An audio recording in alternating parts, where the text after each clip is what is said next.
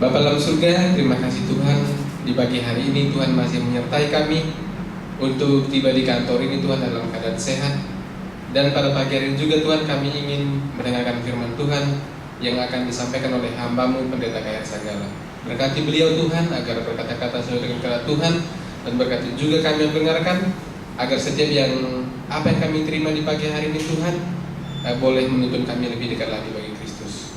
Banyak dosa dan kesalahan kami, ampuni kami Tuhan, karena doa ini kami persembahkan melalui Yesus Kristus yang menjadi Tuhan dan Juru Selamat kami. Amin. Lagu tema Kristus datang, hai manusia, keluh kesah hentikan, masukkan kemuliaannya, berharap dan beriman. Kristus datang, Kristus datang, datanglah Raja Damai, datanglah Raja Damai. Kita bersatu dalam doa. Bapa dalam surga, berbicaralah saat ini kepada masing-masing kami tentang firman-Mu yang hidup, benih-benih kebenaran yang akan memberikan hasil pertobatan dalam kehidupan kami. Dalam nama Yesus kita berdoa. Amin.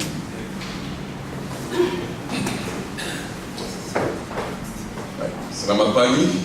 selamat. Minggu lalu saya ingat hari Senin kita belajar 2 Korintus 1. Hari Senin. Saya hitung kalau dengan sekarang itu jatuhnya 2 Korintus 8 ya. Jadi kalau karena mungkin kesalahan saya ini, karena saya lihat sini 2 Korintus 7. Jadi saya bahas 2 Korintus 7, sekarang saya bahas 2 Korintus 8 ya. Supaya tetap ya kita tidak hilang pelajaran ya. Baik. 2 Korintus 8, kalau sudah perhatikan 2 Korintus ini dituliskan oleh Paulus saat dia sudah melayani di Makedonia. Ini Makedonia adalah salah satu provinsi dari kerajaan Roma pada saat itu. Dan saat itu juga dia mempunyai tim bekerja di Makedonia. Kita tahu panggilan Makedonia adalah suatu panggilan yang menjadi ilustrasi untuk orang pergi ke luar negeri ya. Jadi kalau ada suatu misi untuk melayani ke luar negeri, maka panggilan Makedonia akan menjadi suatu motivasi yang sangat besar. Jadi saat ini justru mereka sudah menerima panggilan Makedonia, mereka juga sudah bekerja di Makedonia, dan kita harus mengerti, oleh karena ini adalah panggilan pelayanan pertama ke suatu tempat di luar negeri, maka pekerjaan ini masih baru tentunya ya. Jemaat yang masih baru dimulai ya. Jadi ini cocok sekali dengan tugas saya, yaitu reach the unreached. Jadi Makedonia ini tadinya adalah unreached area, sekarang ini sudah dijangkau. Nah, pekerjaan masih baru, jemaat itu masih baru didirikan, masih membutuhkan banyak pertolongan. Dan Paulus sebagai seorang juru kabar Tuhan membawa tim, selain dia mengkader ya, orang-orang yang lebih muda dari dirinya, dia juga ingin menunjukkan contoh church planting yang sesungguhnya ya. Jadi dia dalam melakukan pekerjaan membuka wilayah baru, church planting.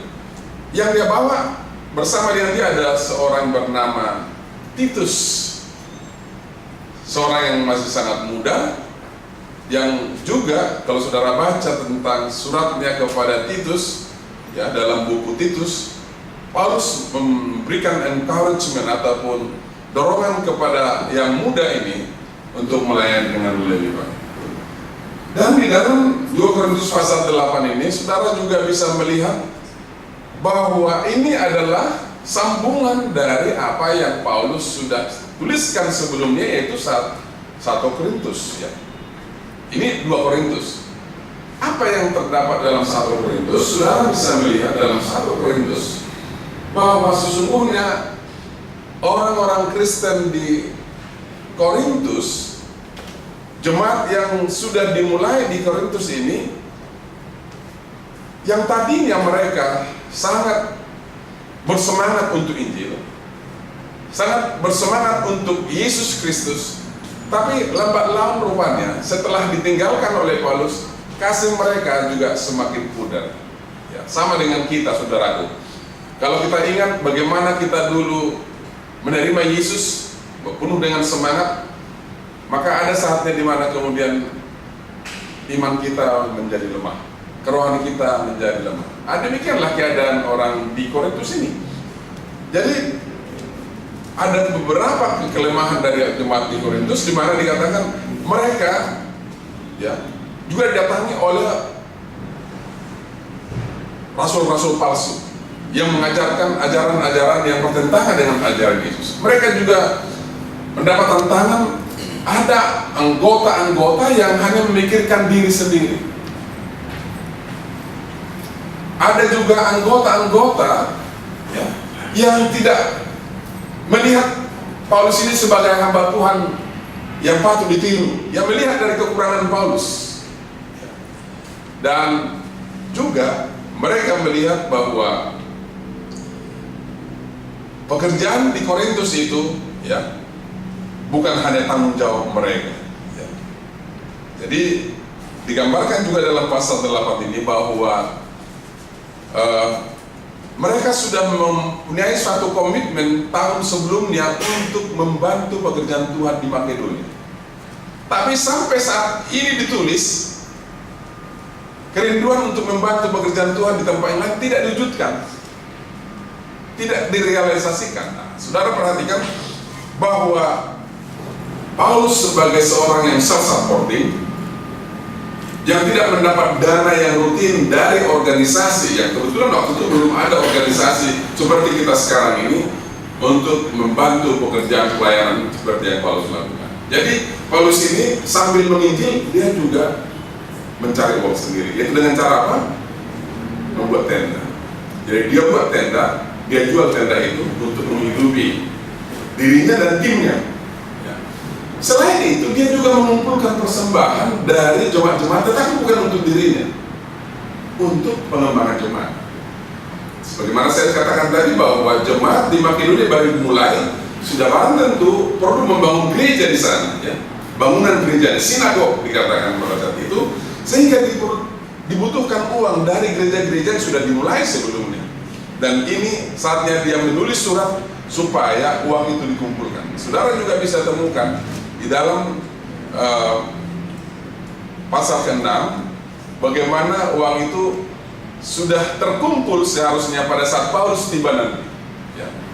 Supaya jangan mereka kumpulkan lagi pada saat dia sudah tiba. Baik, perhatikan ini bahwa ya, digambarkan kepada jemaat di Korintus supaya jemaat di Korintus memenuhi janji mereka untuk mengumpulkan dana atau persembahan untuk membantu pekerjaan Tuhan di Makedonia dengan memberikan contoh keteladanan kedermawanan jemaat di Makedonia. Nah, saya bisa melihat bahwa biasalah kalau jemaat yang baru, saudaraku, ya, semangat untuk membangun itu sangat tinggi. Jemaat yang baru, ya, roh pengorbanan itu sangat tinggi. Ya, perhatikan jemaat-jemaat yang sedang membangun, biasanya dikumpulkan 1 bulan gaji sebagai donasi, ya, 1 bulan gaji. Jadi dikatakan di sini jemaat di Korintus, di Makedonia juga demikian. Digambarkan, saudara-saudara, kami hendak memberitahukan kepada kamu tentang kasih karunia yang dianugerahkan kepada jemaat-jemaat di Makedonia. Selagi dicobai dengan berat dalam berbagai penderitaan, sukacita mereka meluap, dan meskipun mereka sangat miskin, namun mereka kaya dalam kemurahan. Lalu ayat yang ketiga, aku bersaksi bahwa mereka, yaitu jemaat di Makedonia, telah memberikan menurut kemampuan mereka, bahkan melampaui kemampuan mereka, dengan karena sendiri mereka minta dan mendesak kepada kami supaya mereka juga memperoleh kasih karunia untuk mengambil bagian dalam pelayanan kepada orang-orang kudus. Mereka memberikan lebih banyak daripada yang kami harapkan. Mereka memberikan diri mereka pertama-tama kepada Allah, kemudian oleh karena kehendak Allah juga kepada kami. Sebab itu kami mendesak kepada Titus supaya ia mengunjungi kamu, menyelesaikan pelayanan kasih itu sebagaimana ia telah memulainya. Jadi saudara, ternyata Titus ini sudah pernah bekerja sama juga dengan Paulus dan sudah pernah melayani jemaat di Korintus.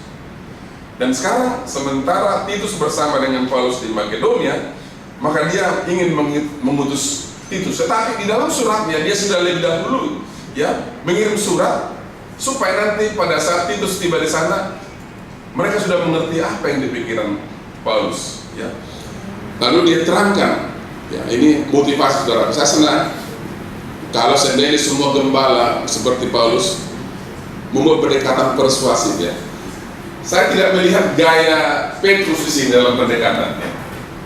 Dia membuat pendekatan yang saya melihat ini mungkin kalau kita katakan bukan pendekatan seperti pendekatan Marulum ini.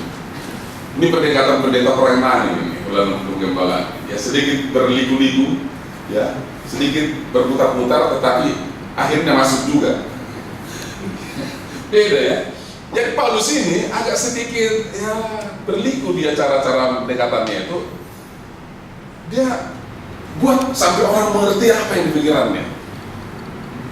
Ini saya seringkali melihat itu dalam diri ketua kita tidak langsung to the point seperti itu. Mungkin kalau seperti saya mungkin gaya Petrus maunya to the point, karena nggak semua ternyata orang mau menerima seperti itu seperti Ibu Pranginda, Bu Arkonang ini to the point saja, maunya Paulus nggak segitu Bu, Paulus nggak begitu, dia berputar-putar. Kalian lihat nggak bahwa jemaat di Makedonia ini mereka ini memang ada penderitaan, mengalami banyak penderitaan, mengalami banyak tantangan, mengalami banyak sengsara, tapi mereka itu orangnya mau berkorban. Mereka bahkan mau memberikan melebihi apa yang mereka dapat berikan. Saudara, Paulus memberikan pujian kepada jemaat di Makedonia, yaitu seorang yang dermawan yang mau dengan sukarela menyumbangkan apa yang ada padanya. Tetapi bukan hanya menyumbangkan apa yang ada padanya, tapi melebihi apa yang biasa, luar biasa. Dan jemaat Makedonia ini memberikan dengan sukarela. Ada saudaraku, orang yang mau memberikan karena orang lain memberikan banyak, dia juga mau terpancing memberikan banyak. Kalau orang lain memberikan di tengah-tengah umum, dia juga ingin memberikan lebih banyak lagi di tengah-tengah umum. Kenapa? Karena dia ingin supaya diketahui orang lain, dia juga suka memberi. Paulus justru memberikan rekomendasi tentang jemaat di Makedonia yang mau memberikan dengan hati yang sukarela, tulus, dari dalam hati, Dan bahkan kemudian dikatakan bukan hanya mau memberikan materi, saudaraku, tapi juga mau memberikan diri mereka untuk melayani, mau terlibat dalam pelayanan kasih, beroleh kasih karunia untuk mengambil bagian dalam pelayanan kepada orang-orang kudus. Jadi saudara, ada juga kita ini senang membantu kalau itu dari uang misi.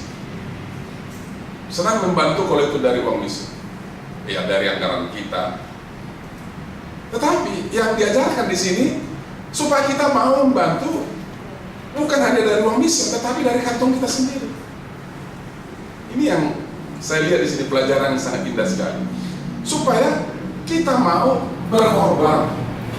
Karena kalau dari uang apartemen yang kita miliki, uang mungkin dari travel kita, mudah memberikan itu. Tapi coba kalau itu dari kantong kita sendiri. Dan orang Makedonia ini adalah orang yang mau berkorban, orang mau memberikan melebihi daripada apa yang ada pada. Lalu kemudian dia umumkan, Titus akan saya utus kepada kamu. Tapi apa yang kalian sudah janjikan 1 tahun sebelumnya, wujudkanlah itu. Artinya kumpulkanlah persembahan sebelum aku tiba, supaya pada saat aku tiba, kamu sudah mengumpulkan. Baik, jadi Titus ini, saudara, seorang yang berdedikasi. Ya. Digambarkan dia seorang teman sekerja Paulus. Paulus memberikan rekomendasi ya, bahwa orang ini baik, orang ini adalah teman sekerja yang dapat dipercaya, seorang yang sangat berdedikasi ya. Baik, kemudian ayat 7 sampai 15 masuk lagi Paulus ini memberikan rekomendasi yang baik tentang jemaat di Korintus. Ini kan suratnya dia ke jemaat di Korintus. Bahkan ini jemaatnya yang surat yang kedua kepada jemaat Korintus. Lalu kemudian dia buat begini. Kita baca ayat 7 ya. Maka sekarang sama seperti kamu kaya dalam segala sesuatu. Dia buat satu commendation dulu dalam hal positif tentang orang, tentang sekelompok orang. Kamu ini ya kaya dalam segala sesuatu. Bagus sekali saudara. Seringkali kita kalau melihat orang langsung negatifnya yang kita sebutkan. Kamu begini, kamu begini, yang negatif. Bukan berarti jemaat di Korintus sudah ada kekurangan, saudara. Tetapi Paulus datang dari positifnya. Apa yang positif dalam diri orang-orang di Korintus? Dikatakan, kamu kaya dalam segala sesuatu. Dalam iman, kamu kaya. Dalam perkataan, kamu kaya. Dalam pengetahuan, kamu kaya. Dalam kesungguhan untuk membantu, kamu kaya. Dalam kasihmu juga kamu kaya. Tetapi, demikian juga kamu harus kaya dalam pelayanan kasih ini. Amin. Luar biasa kan? Pendekatannya itu masuk kepada tujuannya. Pelayanan kasih apa yang dia maksud sebenarnya? Apa yang kau janjikan tahun lalu untuk kumpulkan uang membantu pekerjaan Tuhan di Makedonia. Kalian wujudkanlah itu, kalian lakukanlah itu. Ayat 8. Aku mengatakan hal ini bukan sebagai perintah. Lalu dia lihat pendekatannya, melainkan dengan menunjukkan usaha orang-orang lain untuk membantu. Aku mau menguji keikhlasan kasih kamu. Saya mau katakan kepada kalian, kalian memang banyak keunggulannya, banyak kebaikannya. Tapi saya mau melihat dan menguji apakah sungguh-sungguh apa yang kalian yang sudah janjikan itu akan digenapkan. Ayat 9, karena kamu telah mengenal kasih karunia Tuhan kita Yesus Kristus, bahwa ia yang oleh karena kamu menjadi miskin sekalipun ia kaya, supaya kamu menjadi kaya oleh karena kemiskinannya. Kembali di sini saya lihat ini ya. Dia hubungkan diri orang itu dengan Yesus pertama. Jadi ternyata untuk how to persuade people adalah yang paling pas adalah kalau kita bisa bawa orang itu kepada Allah. Segera kita bawa orang itu kepada Allah, dia akan lupakan dirinya. Dia akan melihat tentang Allah, tentang kasih Allah, tentang pengorbanan Yesus, tentang kebaikan Allah melalui ya, Yesus dan melalui pemeliharaan. Kalau sudah pasti itu saudara, sudah tangkap itu, mudah kita membawa hati orang kepada ya apa yang kita mau lakukan ya. Jadi kemudian Paulus ini katakan, karena kamu telah mengenal kasih karunia Tuhan. Dia gambarkan, Yesus ini kaya, saudara orang di Korintus. Yesus ini dia telah melupakan kekayaannya untuk kamu. Dia menjadi miskin, ya, sekalipun dia kaya. Supaya apa? Supaya kamu menjadi kaya oleh karena kemiskinan. Tadi kami bahas ini di mobil dengan istri saya. Apa maksudnya dia kaya kalau karena kemiskinan? Bagaimana itu? Ya, Yesus kan sudah jadi miskin, tapi segera kita menerima Yesus sebagai Tuhan dan Juru Selamat pribadi, sebagai kasih karunia yang terbesar bagi kehidupan kita, kita diperkaya dalam hal rohani. Jadi maksudnya nih, tidak ada jaminan bahwa kalau kita menerima Yesus kita jadi kaya secara materi, bukan. Tapi kita akan memiliki kekayaan yang terbesar dalam kehidupan. Kekayaan yaitu keselamatan di dalam Yesus. Kekayaan memiliki dan mengenal Allah yang hidup. Ya. Dan kemudian dikatakan, inilah pendapatku tentang hal itu, yang mungkin berfaedah bagimu. Memang sudah sejak tahun yang lalu kamu mulai melaksanakannya dan mengambil keputusan untuk menyelesaikannya juga. Kembali lagi saya lihat di sini, Paulus nggak mau berterus terang. Kalian kan sudah janji bawa berikan persembahan, nggak begitu pendekatannya. Tapi dia sedikit ingatkan, walaupun itu tidak dikatakan, tapi tersirat di situ. Kan kamu sudah janji, apa itu yang dijanjikan juga nggak dikasih tahu, saudara. Ya. Tapi orang Korintus pasti tahu apa yang mereka sudah janjikan, ya. Masa sekarang selesaikan jugalah pelaksanaannya itu. Enggak dikatakan, penuhilah janji kamu, persembahan itu, jangan kalian nggak kirim dong ke sini. Nggak begitu pendekatannya, saudara. Dikatakan di sini, hendaklah pelaksanaannya sepadan dengan kerelaanmu. Lakukanlah itu dengan apa yang ada padamu. Luar biasa.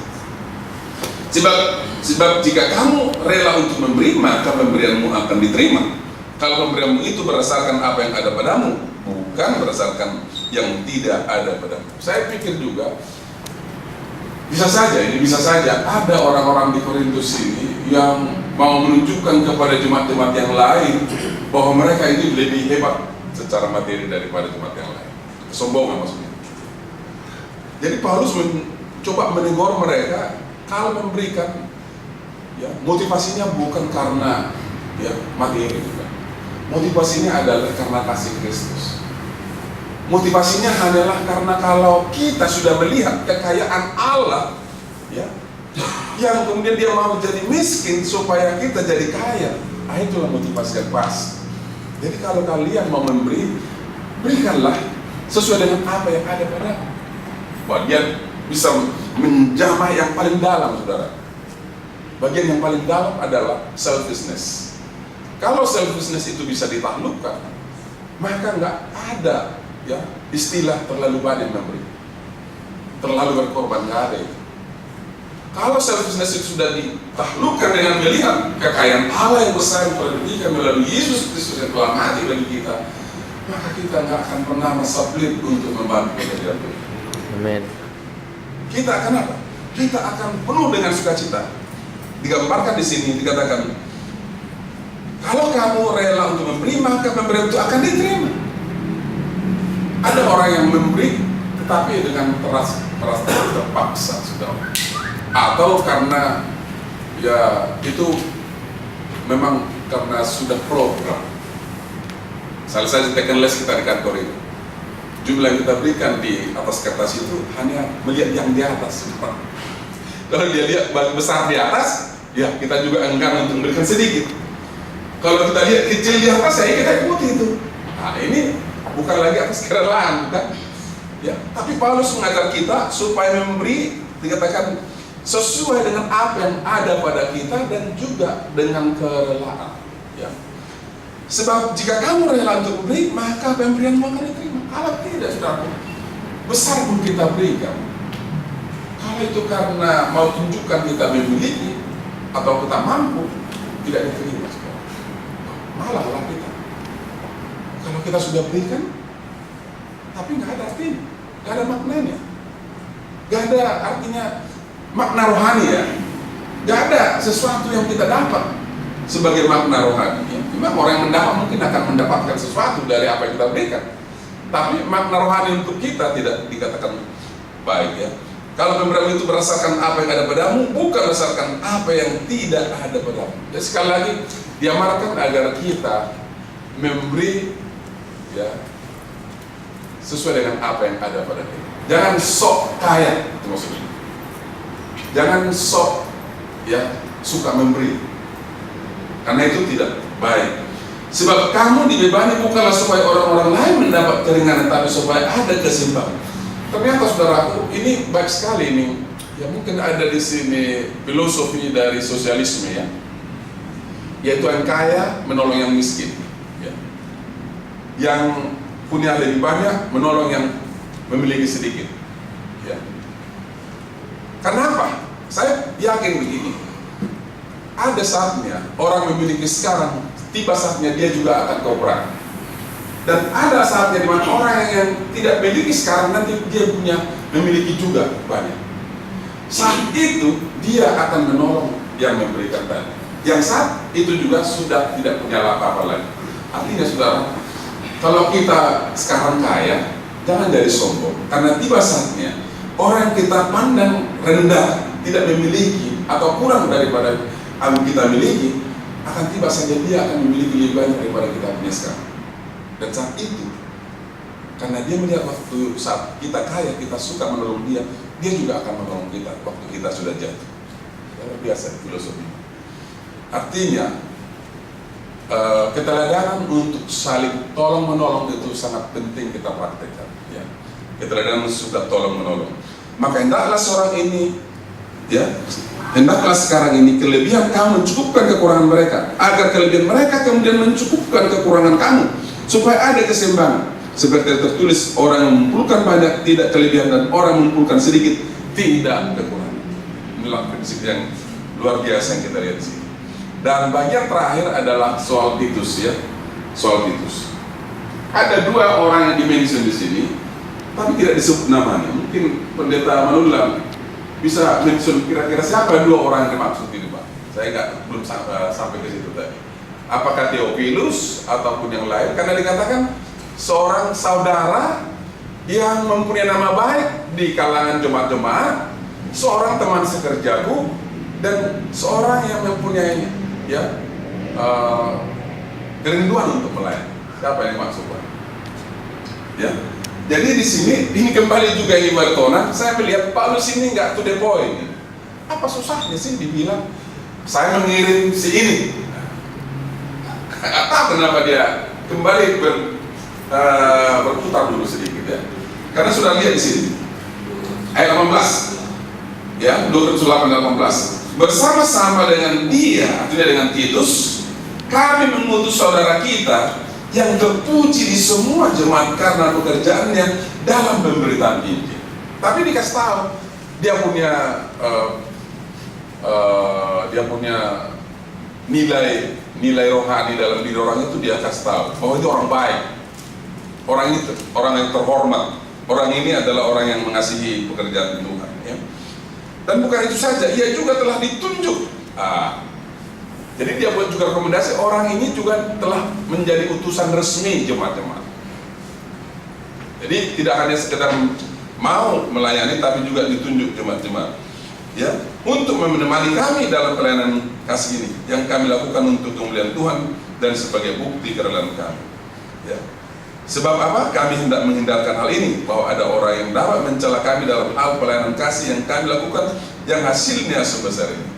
Saya melihat di sini bahwa Paulus ini berusaha menjaga sehebat mungkin nama baik pelayanan. Luar biasa, ya.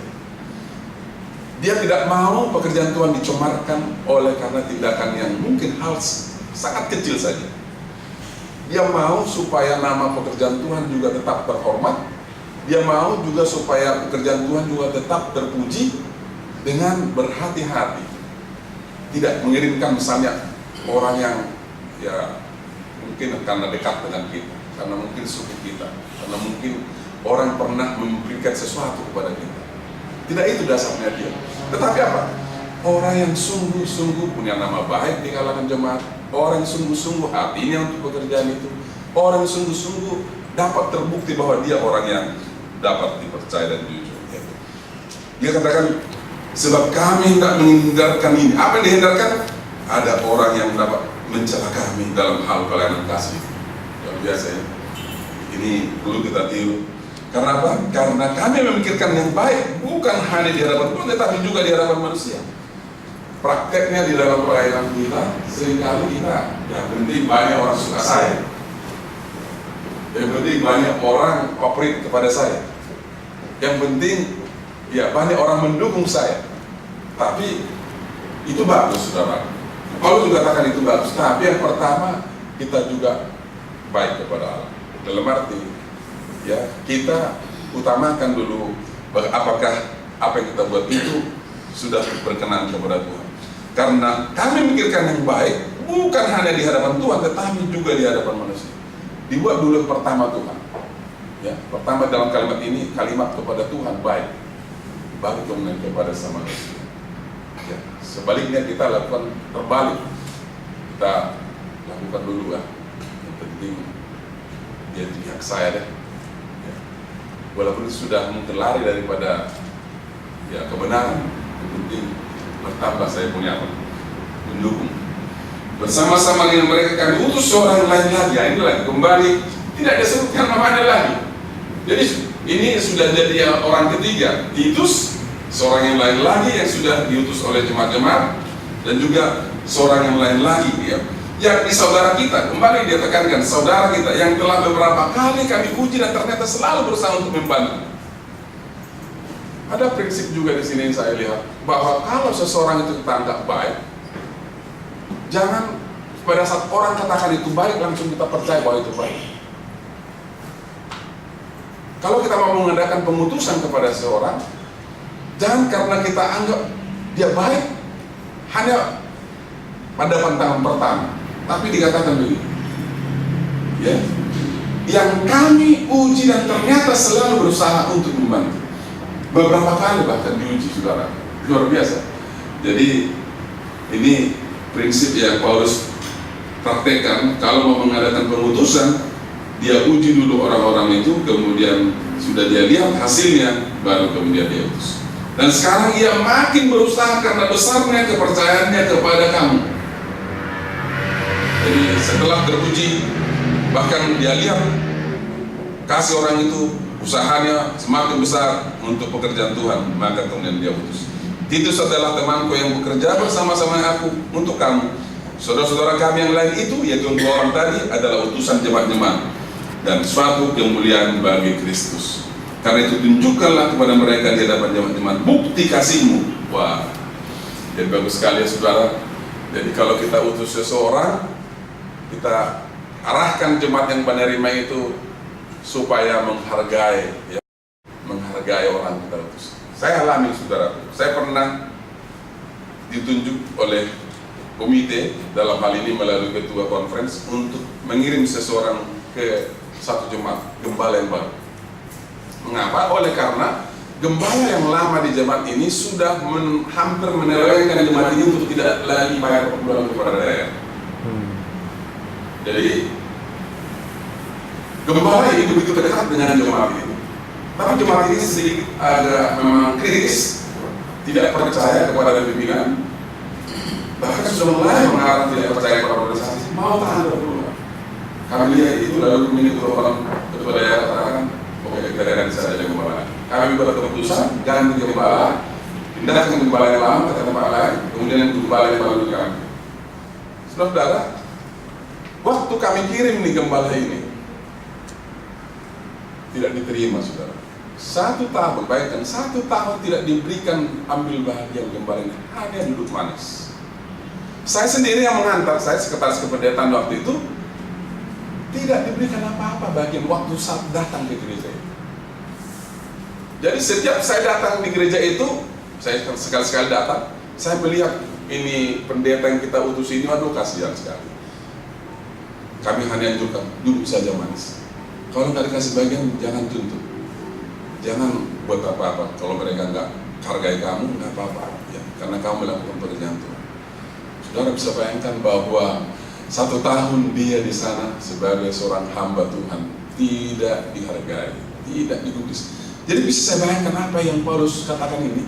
Kalau mengutus orang nggak mudah, saudara. Nah, penerimaan orang belum tentu ya seperti yang kita harapkan. Dan saudara, di jemaat yang saya ceritakan tadi, akhirnya digantilah ini gembala. Kebetulan masih single ini, karena gembala yang kita utus ini. Digantilah dia, dikirimlah gembala yang baru keluar dari daerah, artinya tidak lagi staf daerah karena peralihan dari session ya di akhir daripada konferensi. Dikirimlah karena dia tidak lagi daerah departemen, dikirim ke sana. Dan 6 bulan juga saudara ini nggak diguris. 6 bulan, pendeta saya ini nggak diguris. Dan akhirnya mulailah ya mungkin dengan kepemimpinan beliau akhirnya kemudian Jumat ini bisa diarahkan. Tidak mudah ternyata untuk mengubah sikap-sikap orang tertentu dalam pelayanan, dan akhirnya bisa dibelokkan kepada arah itu.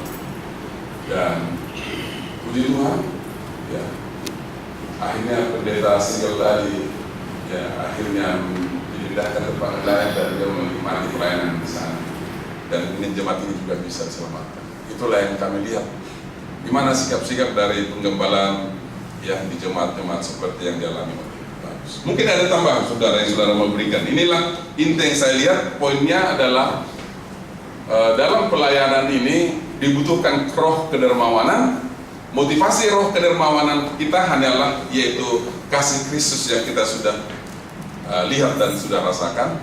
Dan juga sebagai seorang hamba Tuhan, ya kita harus juga harus melayani dengan penuh kesungguh-sungguhan seperti Paulus, seperti Titus dan juga seperti 2 orang teman Titus yang akan kembali ke Korintus. Ada tambahan saudara teman ulang? Tadi karena Bapak tanya itu, jadi memang ada 2 rekan sekalian Paulus yang paling akrab. Satu tadi sudah Bapak sebutkan, Titus, ya. Dan satu lagi itu Timotius. Dan dia menulis surat kepada kedua orang ini yang disebut dengan pastoral epistles, Timotius dan Titus, yang berkaitan dengan tugas-tugas mereka sebagai penilik jemaat untuk mengatur di jemaat-jemaat. Tetapi ada di sini satu pemikiran, mungkin juga itu tidak disebutkan namanya karena mereka sudah cukup kenal. Jadi tanpa disebut juga mereka sudah tahu. Tapi buat kita membaca sekarang kita tidak tahu siapa itu. Jadi kemungkinan besar itu ada Timotius, atau ada juga yang berpendapat mungkin juga itu Apollos. Karena Apollos ini kan pernah ketemu sama-sama dengan Aquila dan Priscilla. Pada saat Apollos memberitakan firman Tuhan dengan berapi-api, tapi dia tidak begitu tahu secara meluas dan mendalam. Akhirnya Aquila dan Priscilla menolong dia dan dia makin hebat lagi. Jadi kemungkinan besar kalau bukan Timotius adalah Apollos. Baik, terima kasih teman-teman. Ada lagi pendapat yang lain? Mungkin Pak Ketua ada pendapat? Yang membaca itu 2 Korintus 8 ayat 14 tadi. 14. Maka hendaklah sekarang ini kelebihan kamu mencukupkan kekurangan mereka, agar kelebihan mereka kemudian mencukupkan kekurangan kamu. Amin. Supaya ada keseimbangan. Ini sangat penting. Jadi kita ini semua, ya, kalau Rick Warren katakan, manusia itu unik, ciptaan Tuhan itu unik sekali. Ada semua kelebihan kita. Kemampuan kita itu, setiap manusia yang dijadikan Tuhan itulah buktinya bahwa manusia itu dijadikan menurut gambar peta Allah. Selalu ada istimewanya, berbeda dengan jadian manusia. Jadi semua kita ini punya potensi, punya kelebihan kita ini semua. Tetapi buatlah kelebihan itu, kalau kita umpamanya seperti ini satu kantor, kelebihan kita itu melengkapi yang lain. Ada kekurangan di sana. Oh, kita bisa memberikan masukan, kita bisa berikan nasihat, supaya kita sempurna. Demikian juga ada kekurangan di sana, oleh kelebihan saya barangkali bisa ditutupi. Kekurangan saya bisa oleh kelebihan yang lain bisa ditutupi. Jadi kalau ini yang dinamakan konsep bahwa kita ini semua untuk kemuliaan nama Tuhan, tidak ada di sini untuk kemuliaan diri kita.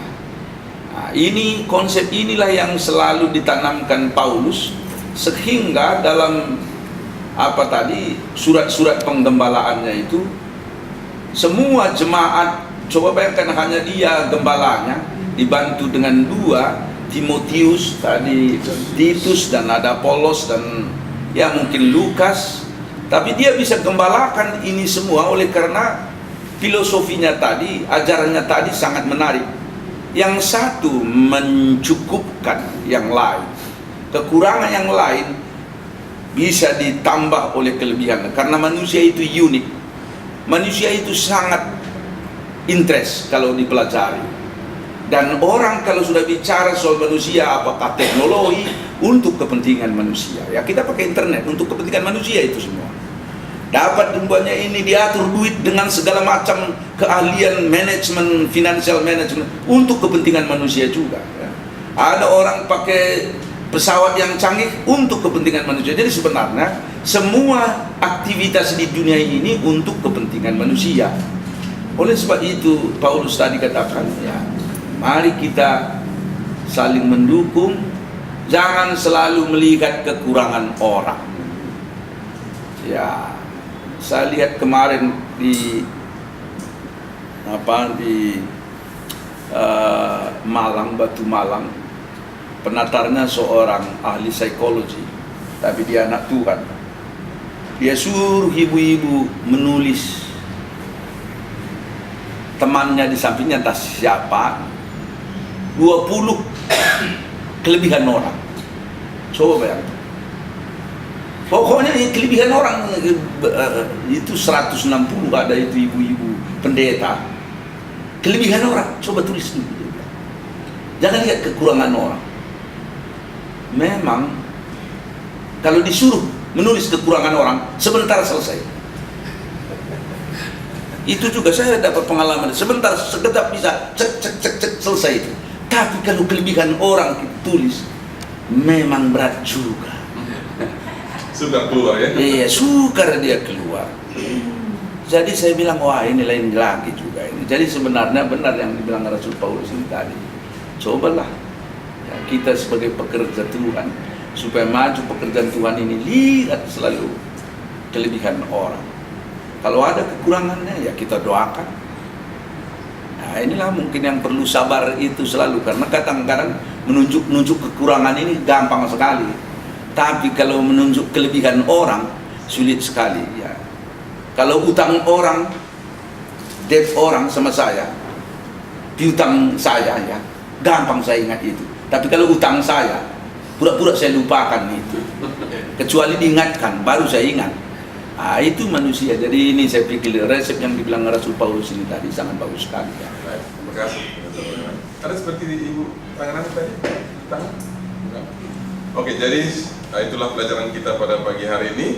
Ada sedikit yang salah tadi. Ternyata saya hitung-hitung, saya pikir tadi 2 Korintus 8 hari ini. Jadi besok saya akan bahas 2 Korintus 7. Jadi tetap bahas nanti di Prenai tanggal hari Rabu. Tetap ibu akan masuk ke 2 Korintus 9 ya. Jadi saya akan bahas 2 Korintus 7 supaya baca bukan 2 Korintus 9 ya, dari 2 Korintus 7. Karena saya lebih prepare kepada 2 Korintus 8, makanya saya bahas 2 Korintus 8. Salah hitung tanggal ya. Boleh bertanya sama? Iya, ada pertanyaan. Ayat 7. Iya. Ayat 7. Sini kan Paulus memuji-muji orang Korintus. Nah, kalau baca pendahuluan Korintus 2 ini dan Korintus 1 kan ada problema sebenarnya dihadapi oleh Paulus di Korintus. Iya. Karena katanya ada pengajar palsu yang menghasut orang Korintus untuk tidak mengakui kerasulannya Paulus. Iya. Ya, jadi malah Paulus itu dianggap dengan orang yang pelin-pelan, orang yang ini, kemudian diutus Titus untuk meyakinkan mereka, kemudian ada berubah. Iya. Ada berubah. Kalau saya nggak salah membaca pasal yang ke-8 ini adalah dia membandingkan orang Korintus itu dengan orang Makedonia, orang Makedonia yang baik. Ya. Dan secara keseluruhan konteks pasal 8 ini sebenarnya mengingatkan orang Korintus tentang sumbangan. Ya, sumbangan. Mungkin pertanyaan yang mungkin bisa didiskusikan adalah di ayat 7 Paulus memuji-muji. Ya, dipuji. Ya, kamu itu berlimpah dalam berbagai hal.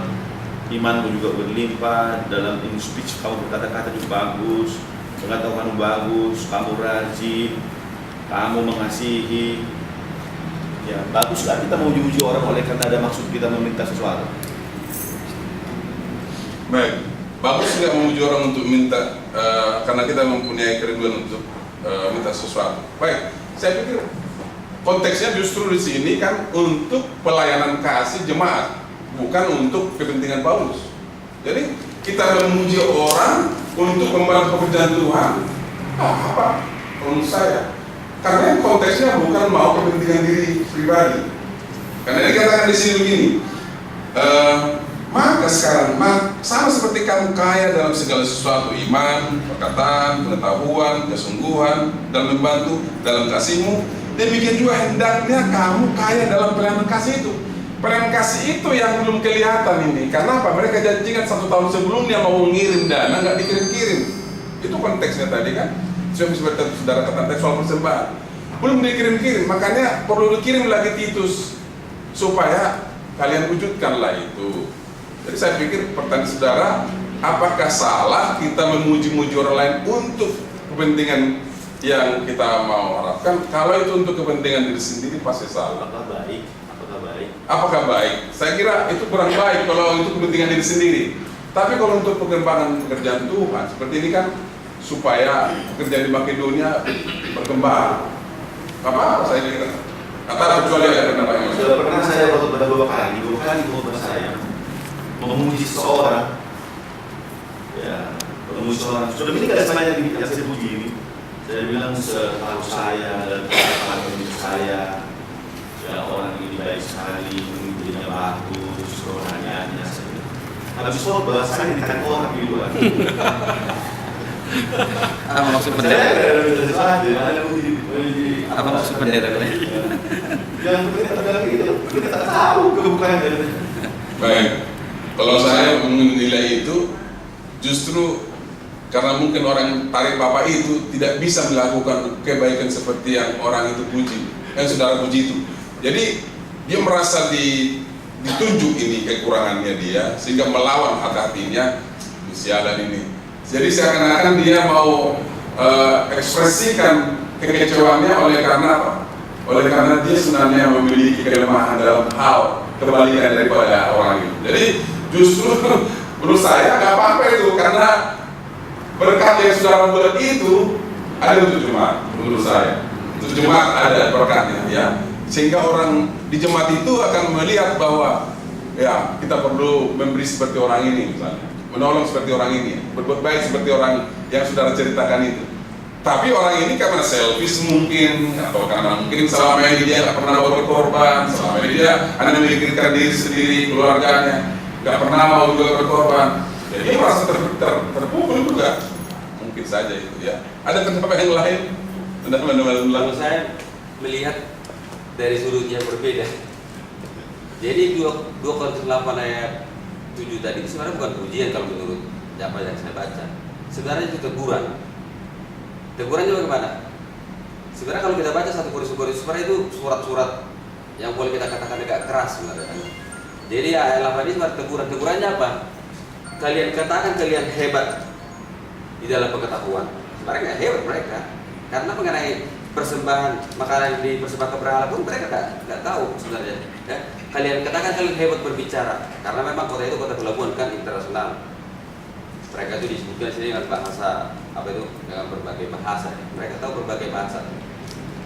Makanya 1 Korintus 13, sekalipun aku tahu kata segala bahasa malaikat dan apa, tapi kalau nggak ada kasih itu semua kosong. Jadi Paulus katakan kamu hebat dalam pengetahuan, kamu katakan kamu hebat dalam bahasa, kamu katakan kamu hebat dalam segala rupa-rupa karunia, buktikan dong kamu juga harus memberi. Kira-kira begitu sebenarnya. Tapi ya dari segi nuansa bahasanya kelihatan baik, tapi sebenarnya itu teguran. Ya. Baik, jadi itulah pendekatan Paulus ini, bagus sekali ya. Jadi seperti saya katakan awalnya tadi, seringkali kita nggak senang kalau orang nggak sedikit berligu-ligu untuk tujuan baik. Ternyata ada juga manfaatnya seperti itu. Nggak selalu baik to the point. Nah. Memang ini ada memang teknik pendekatan. Coba bayangkan misalnya anak-anak lah meminta sama orang tuanya, papi baik deh. Jadi ini kan hati-hati kita ya. Papi baik deh, katanya kan. Minta dong Pak, baru kemudian minta dong Pak, papi baik deh. Saya ingat pengalamannya pendeta almarhum Kasur Kuba dalam menghadapi bendahara conference, ya, bendahara conference. Jadi dia kasih tahu ada seseorang bendahara conference, masih mission dulu, masih saya kantornya. Jadi ini bendahara ini banyak pendeta ini kalau bahasa tak bagus, kalau butuh. Kalau masih hanya diminta, tapi nggak bisa lolos. Tapi kalau beliau dikatakan, hebat bapak ya, anak bapak itu hebat ya. Baru saya bilang terus. Artinya kasih tahu aja yang pendeta orang itu kuncinya. Kebaikannya dulu. Tapi kalau soal kalau kita baik, baik. Lain lagi. Ya artinya gini, banyak nggak kita. Saya gunakan itu, ya. Jadi kalau istri saya kali fundraising di Bintaro, 4,5 miliar itu, ya, dia daftar semua nama muridnya yang sudah berhasil. Saya bilang, Dek, kamu ya besar berhasil, kamu baik, kamu ya. Ya, saya nggak pernah minta untuk saya kan, kasih rumah saya. Dan 2 minggu bisa timbul hampir 300 juta. Ya, baik ya. Jadi poinnya saya poinnya adalah semua orang senang dipuji. Saya lihat itu poinnya. Kalau kita datang dari segi positif orang itu, kebaikan orang itu, dan memang tidak salah. Ini dalam arti kita dengan tulus ini, dengan tulus. Bukan ada udang di balik batu atau misalnya apple polish, bukan. Benar-benar murni kita mau memuji dia karena memang itu adanya. Dan kemudian kita belokkan dari situ kepada sesuatu yang lebih baik lagi. Nah, itu tidak apa-apa, saya kira tidak apa-apa. Oke, saya kira itu aja. Kita akan berdoa. Kita akan doakan ya